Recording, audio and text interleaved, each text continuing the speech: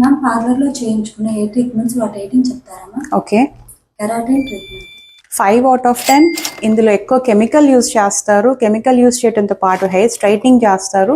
దీనివల్ల హెయిర్కు ఉండే natural bonds అనేవి డ్యామేజ్ అవుతాయి.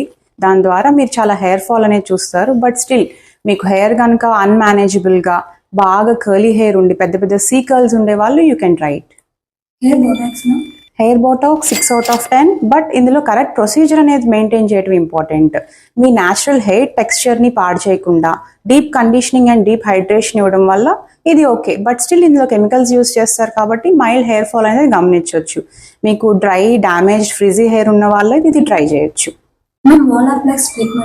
ఓలాప్లెక్స్ ట్రీట్మెంట్ ఇది okay, good treatment. 8 out of 10 చెప్పొచ్చు. ఇది మీకు బ్రేక్ అయిన సల్ఫేట్ బాండ్స్, అంటే మీరు హెయిర్ బ్లీచ్ చేయించుకున్నా, ఇంతకుముందు ఓవర్ హీట్ వల్ల హెయిర్ కనుక డ్యామేజ్ ఉన్నా, ఫ్రిజీ హెయిర్ ఇట్లా ఉన్న వాళ్ళకి ఇది బాగా పనిచేస్తుంది.